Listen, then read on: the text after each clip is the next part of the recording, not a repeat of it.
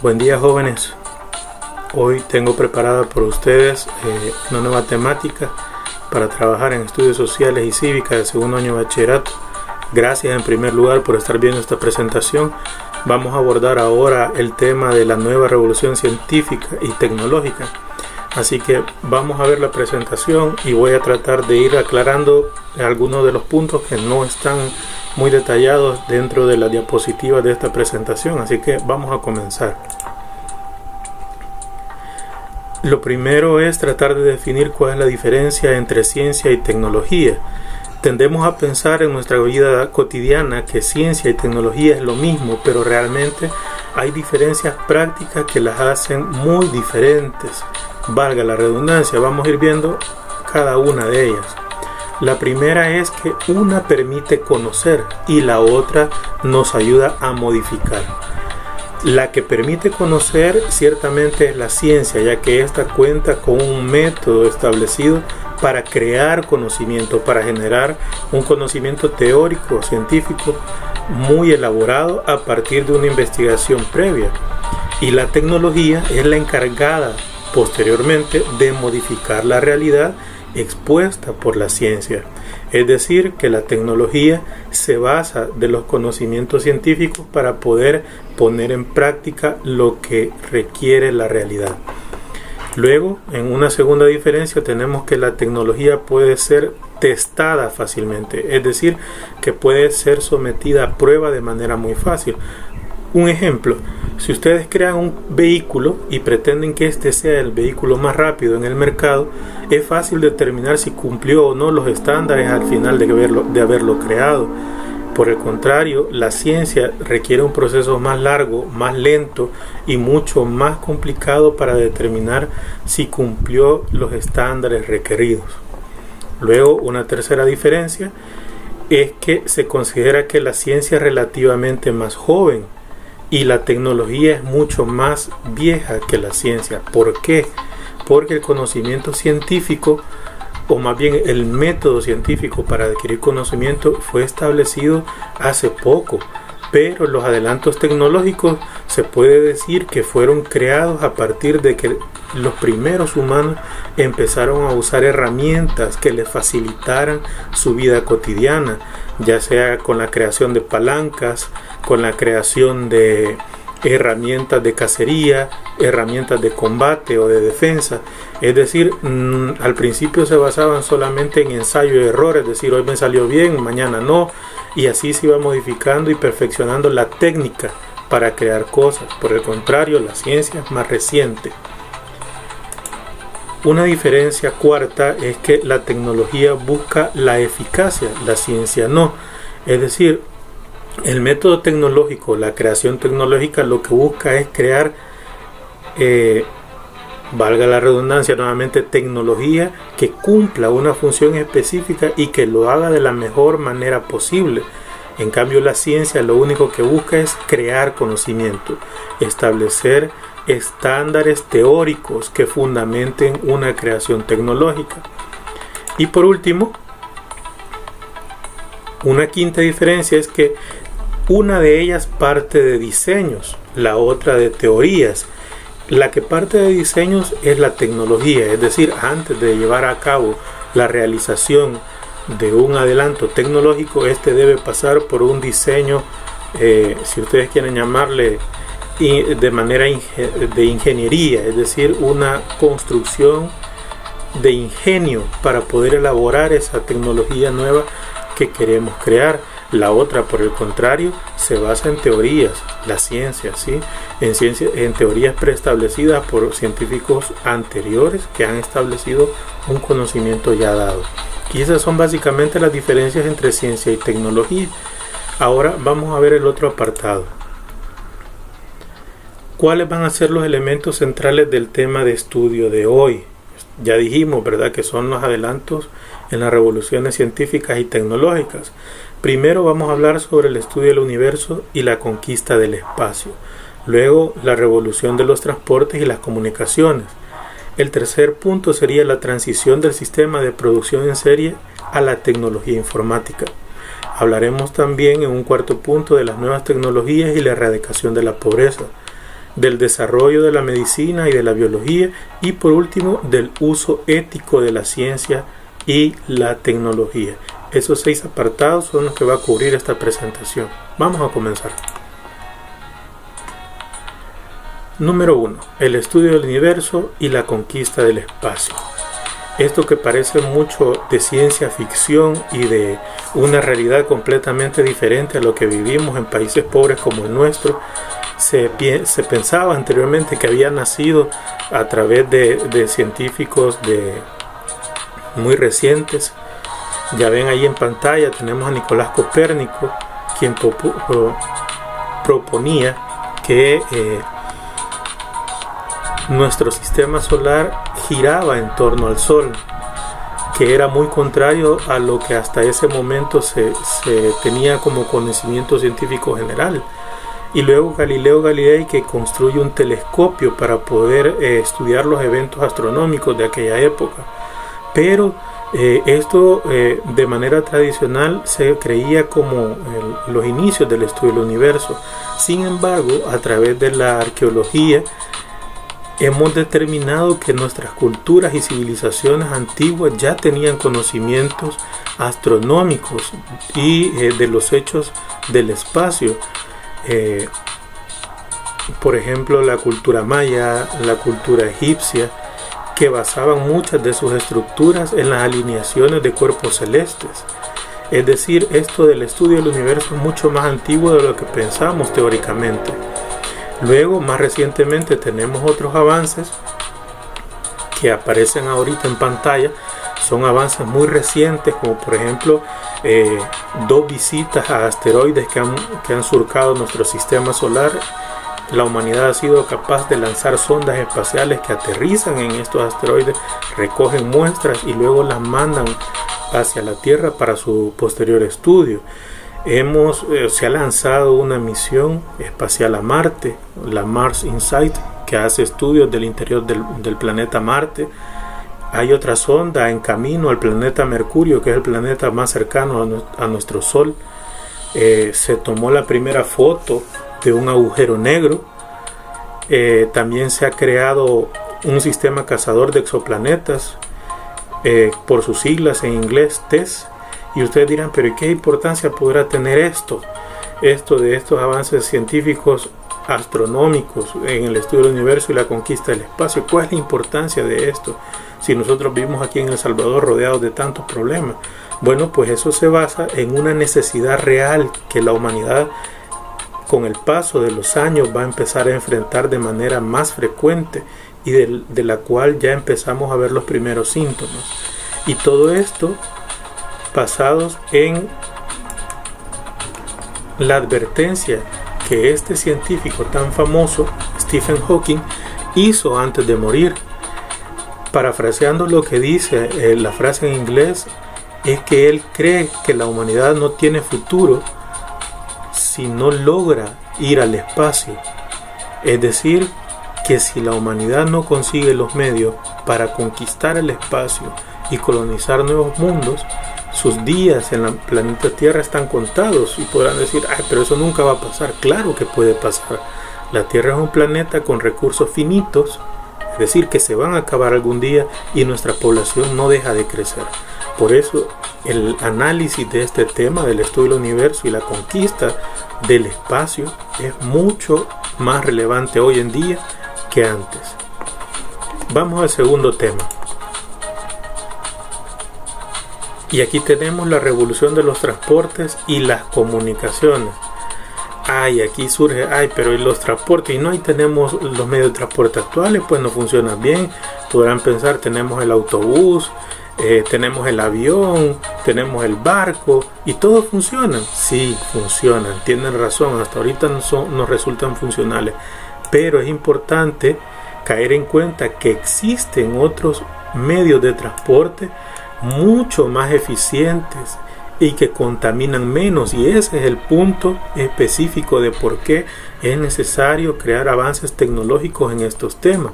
Aquí en pantalla ven un ejemplo, el llamado tren Maglev, que es el tren más rápido de Japón y de hecho del mundo hasta esta fecha, me parece, alcanza una velocidad de 603 kilómetros por hora. ¿Y cómo hace eso? No lo hace ni quemando gasolina, ni quemando otro tipo de combustible, simplemente lo hace por levitación magnética, que es lo que significa su nombre. Es decir, en base al uso de imanes y la corriente eléctrica genera el desplazamiento de todos sus vagones. ¿Y por qué es tan novedoso esto? ¿Y por qué es tan útil?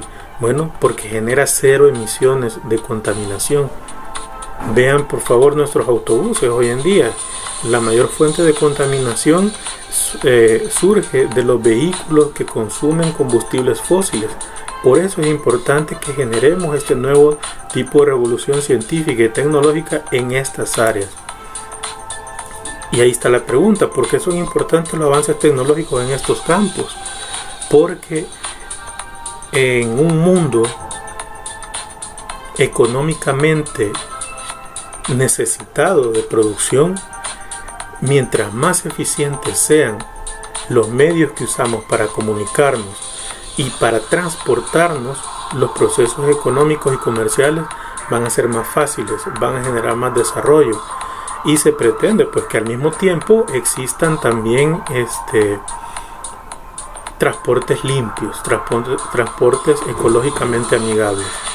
Y de ahí la importancia de una revolución de los transportes y las comunicaciones. Luego tenemos en el tercer tema la importancia de la transición del sistema de producción en serie a la incorporación de la tecnología informática. Vamos a iniciar haciendo un recuento de cómo empezó nuestra forma de producir, cómo la humanidad producía sus bienes de consumo, y iniciamos diciendo que era de manera artesanal, es decir, con nuestras manos producíamos casi todo lo que necesitábamos: calzado, ropa, comida, medicamentos, todo casi se hacía a través del uso de las manos y otras herramientas muy rudimentarias. Luego aparece la ayuda mecánica, es decir, se crearon algunas máquinas muy simples para ayudarnos a producir estos bienes.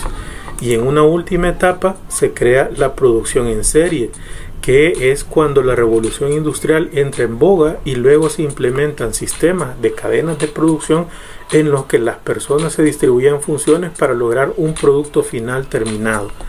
Todo eso ya está pasando, está cambiando y está evolucionando a la incorporación de tecnología inteligente que desarrolla múltiples funciones de manera más eficiente. Y surge la pregunta, ¿por qué es importante incorporar la más moderna tecnología a nuestros métodos de producción? ¿Cuál sería la respuesta? Primero, que reduce costos. Una tecnología inteligente produciendo cierto artículo va a ser mucho más eficiente que una persona que puede cometer un error a la hora de estarlo realizando, es decir, nos va a ahorrar costos de producción. Luego, genera eficiencia productiva, es decir, hace mejor uso de los materiales involucrados en la producción.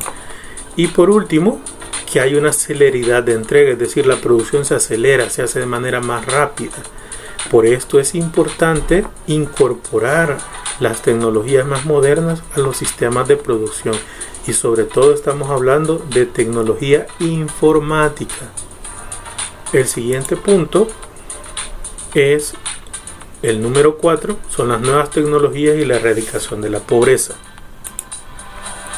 Y aquí hay un texto, lo extraje de un periódico digital llamado El Economista, me parece que es de México, y reza así la primera parte: frente a la pobreza puede haber dos actitudes, una que ve el tema abrumador y difícil de combatir, y otra que enciende una luz y deja de echarle la culpa solo a los gobiernos. Y lo dijo un autor de nombre Klicksberg. ¿Qué significa esto? Que en la erradicación de la pobreza no solo importa qué tanto usamos tecnología y qué métodos utilizamos, sino que no solamente nuestros líderes son los que van a implementar formas de erradicación de la pobreza. Todos tenemos a la mano la posibilidad de erradicar la pobreza siempre y cuando nos involucremos en las soluciones sociales de este tema. Luego, dice el texto, el mismo autor aseguró que grandes innovaciones hoy hacen la vida más sencilla. La creación de Internet, los teléfonos celulares, las redes sociales, tiendas en línea. Sin embargo, aunque hoy todo parece resuelto, el tema de la pobreza sigue más latente que nunca. Luego, dice, el tema central es de acceso, grandes desigualdades, unas ligadas con otras. Esto es el mayor generador de pobreza.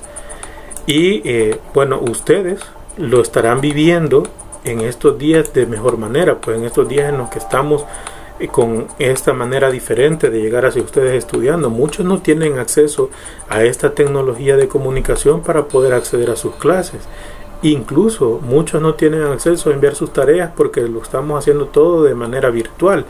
Y ese es el mejor ejemplo que podemos tener ahorita a la mano de ver cómo la tecnología, en lugar de estar ayudando a erradicar la pobreza, la está incrementando la distancia entre el acceso a las nuevas tecnologías y el aislamiento de estas. Pero ¿qué podemos hacer? Bueno, primero es que todos debemos entrar a la sociedad del conocimiento. Es decir, debemos hoy en día estar más informados que nunca, pero informados en el sentido de para qué nos va a servir una tecnología, cómo la podemos utilizar, es de bien para la sociedad o no es de bien para la sociedad. Es decir, pasar en aquello de que el consumo solamente porque es novedoso es bueno, no. En la sociedad del conocimiento prevalece el raciocinio de la necesidad de las cosas, no de la novedad de las cosas. Y luego, en un segundo apartado, perdón, esto se me fue a la siguiente diapositiva. En un segundo apartado, regresamos acá, tenemos que lo importante es el papel del ciudadano, ¿sí?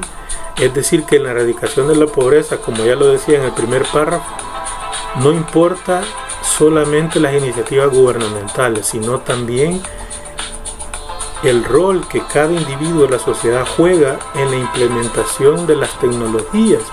Es decir, si un ciudadano sabe que la tecnología que quiere adquirir no está a su alcance y para ello se va a endeudar sin ser un bien absolutamente necesario, está jugando un mal papel ciudadano porque está generando deuda y eso a la larga va a perjudicar a toda la sociedad.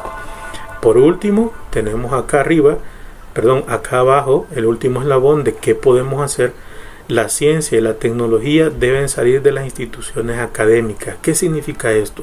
Significa que las innovaciones tecnológicas deben estar al servicio de la sociedad, no de las instituciones académicas que las financian. Tenemos, por ejemplo, cientos de avances tecnológicos en medicina que no son puestos al alcance de los más necesitados porque responden a intereses económicos que financian esos avances para después lucrarse de ellos. A eso se refiere esto, que la tecnología debe ser puesta en beneficio de la comunidad. La ciencia debe ser puesta en beneficio de la sociedad, no de unos pocos. Vamos al siguiente punto. Número 5. El desarrollo de la medicina y la biología. Vamos a empezar por enumerar algunos avances en estas áreas. Primero, hemos tenido hasta el momento nuevas herramientas para arreglar mutaciones diminutas. Ustedes sabrán que hay algunos seres humanos que nacemos con detalles muy específicos diferentes a la generalidad de la humanidad. Algunos con un dedo más, un dedo extra, y no es por burlarse, no es por hacerlo menos o hacer bullying como decimos hoy, sino que son mutaciones genéticas que se generan por ciertas condiciones muy específicas.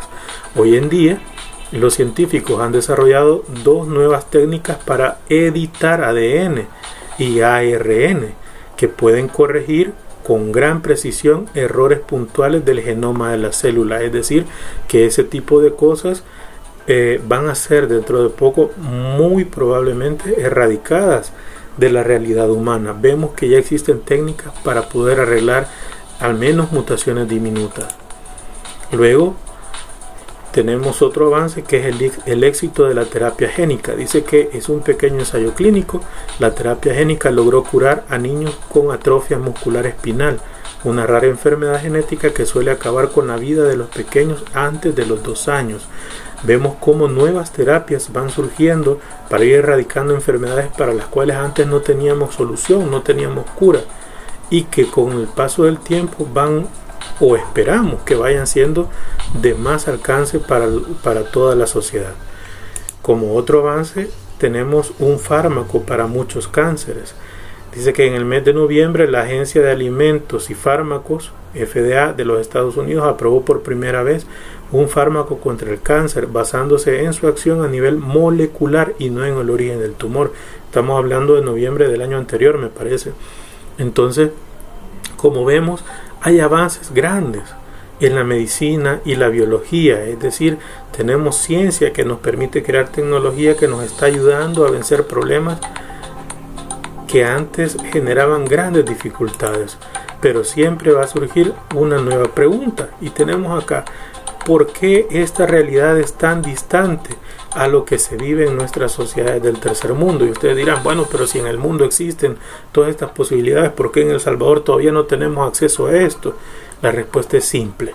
Ahí abajo está subrayado, dice: solo 5 países de la región de las Américas invierten en salud un 6% del Producto Interno Bruto, el mínimo recomendado por la OMS.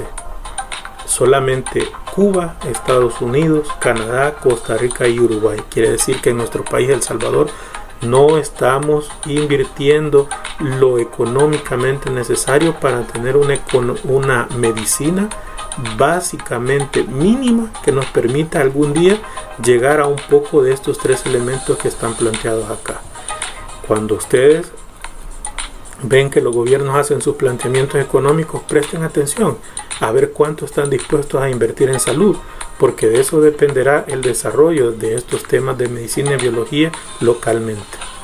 Luego tenemos el número 6, que es el uso ético de la ciencia y la tecnología. Y aquí es algo muy importante porque es un tema de principios, de moralidad. Es decir, qué es correcto y qué no es correcto hacer con la tecnología y con la ciencia. Para eso vamos a hacer un poco de contexto. Fíjense en este texto que les acabo de poner acá. Dice: el progreso científico y técnico de la medicina se basa en investigación, actividad humana cuyo fin es descubrir la verdad.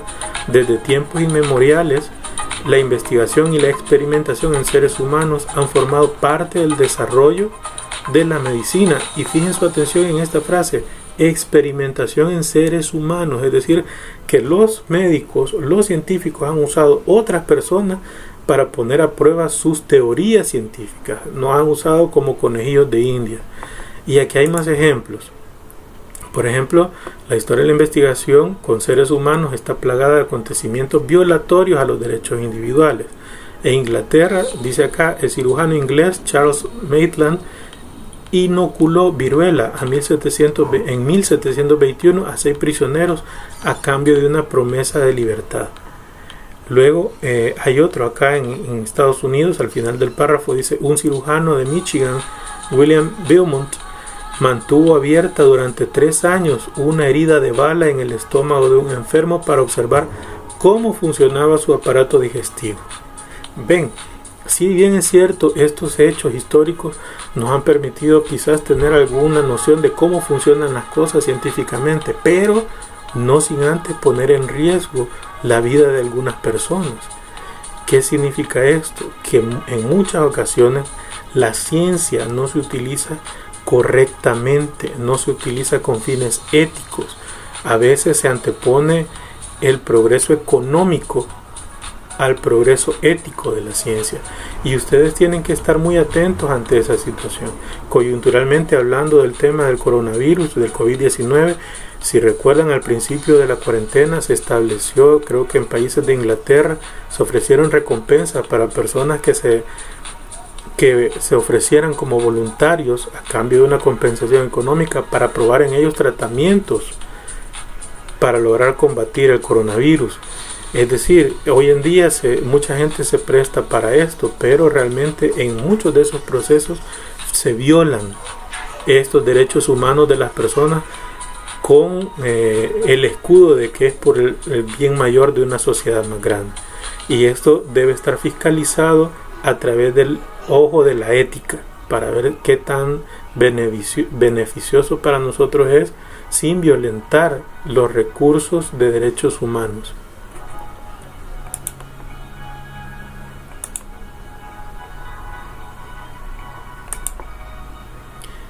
Luego, como reflexión final, les dejo esta frase de Albert Einstein con una pregunta. Dice: ¿por qué esta magnífica tecnología científica que ahorra trabajo y nos hace la vida más fácil nos aporta tan poca felicidad?